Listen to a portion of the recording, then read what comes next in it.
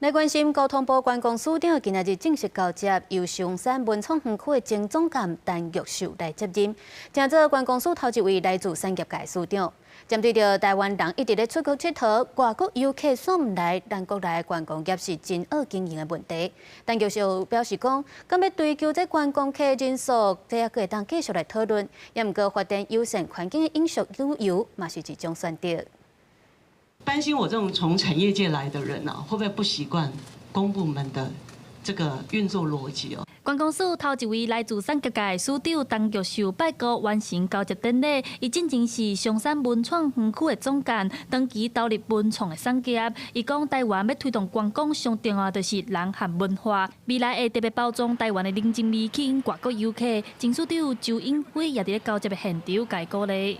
观光的这个整个 事业啊，这个千头万绪，哦，不过就是两件事，一个就是 talent， 就是人才的培育；第二件事是 innovation， 就是创新。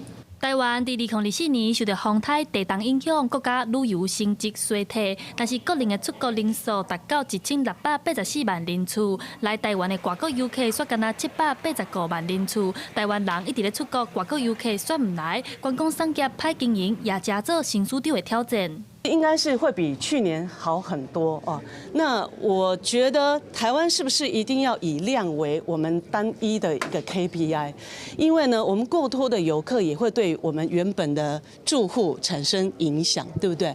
陈玉秀表示，未来观光署会关注台湾饭店介绍收关的问题，重新和业者沟通。伊认为提供订房的补助唔是唯一的选择，要对源头来解决，提供个人外国游客一个人人喜欢的旅游环境。记者第一选林旭凯台北报道。